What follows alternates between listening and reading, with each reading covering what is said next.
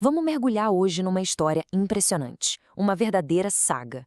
A gente vai descobrir como um conjunto de textos antigos conseguiu atravessar milênios, sobreviver a impérios, guerras e a própria ação do tempo, para se tornar simplesmente o livro mais lido da história da humanidade. Como essa jornada de preservação realmente aconteceu? Essa é a grande pergunta, não é? Pensa só, como é que um texto, escrito em materiais super frágeis como papiro e pergaminho, há milhares de anos, conseguiu não só sobreviver, mas chegar até nós com uma precisão que, bem, é surpreendente. A resposta para esse mistério não é uma coisa só. Ela se apoia em três grandes pilares. Primeiro, o cuidado absurdo de quem copiava os textos. Segundo, o critério rigoroso de quem selecionou os livros. E terceiro, a paixão de quem se dedicou a traduzir tudo isso para o mundo inteiro. Vamos explorar cada um desses pilares? Então, bora começar pelo começo de tudo, os documentos físicos, os manuscritos. Afinal, para um texto sobreviver, as cópias precisam sobreviver primeiro. E é justamente aqui que a gente já encontra a primeira grande surpresa dessa história. É a pergunta mais lógica do mundo, né? Se a gente tem a Bíblia, é de se esperar que em algum lugar, talvez num cofre super seguro, estejam guardados os textos originais escritos pela mão de Moisés, de Isaías ou do apóstolo Paulo, certo? Pois é, a resposta é não. Eles simplesmente não existem. Nenhum manuscrito original, nenhum autógrafo jamais foi encontrado. E aí a gente pensa, ué, mas se não tem original, como podemos confiar nas cópias? Bom, a chave para essa confiança está no trabalho inacreditável de quem fazia essas cópias. Aqui entram em cena os verdadeiros heróis da preservação, os escribas. Eles não eram simples copistas. Para eles, era uma missão sagrada. Eles seguiam regras mas tão rígidas que o ato de copiar se tornava um ritual. Tudo era controlado: o tipo de pele, a tinta, a obrigatoriedade de falar cada palavra em voz alta, até mesmo contar todas as letras no final para ter certeza de que nada foi alterado. Era um nível de precisão absurdo.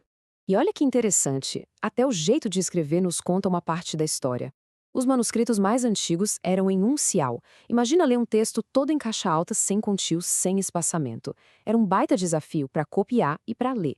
Só muitos séculos depois é que surgiu a escrita cursiva, com letras minúsculas e espaços, o que agilizou muito o processo e ainda economizava o pergaminho, que era caríssimo.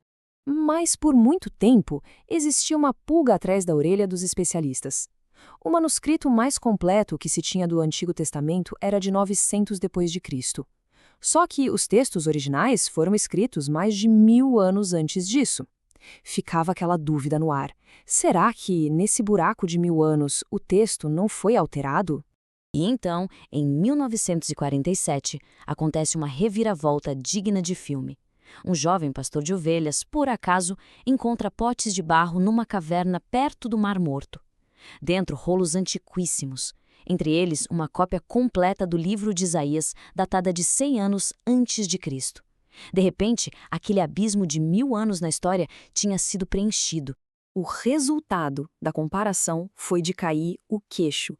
O texto de Isaías de 2 anos atrás, encontrado na caverna, era praticamente o mesmo do manuscrito que era 1000 anos mais novo. A semelhança era espantosa. Foi a prova definitiva de que o método dos escribas funcionou, preservando o texto com uma fidelidade impressionante através dos séculos. Ok, então a gente sabe que as cópias são confiáveis. Mas quais livros? Naquela época circulavam muitos textos religiosos. Como foi decidido quais deles deveriam de fato fazer parte da Bíblia? Isso nos leva direto para o nosso segundo pilar, a formação do cânon. Cânon é uma palavra que vem do grego, e a ideia é bem simples, significa vara de medir ou régua. No contexto da Bíblia, o cânon é exatamente isso, a lista oficial de livros que servem como a régua para a fé, aqueles que foram reconhecidos como divinamente inspirados. E esse processo de seleção não aconteceu da noite para o dia. O cânon do Antigo Testamento, por exemplo, levou mais de 1000 anos para ser formado. Já os livros do Novo Testamento foram todos escritos num período de menos de 100 anos, mas a lista oficial só foi fechada pela Igreja séculos depois.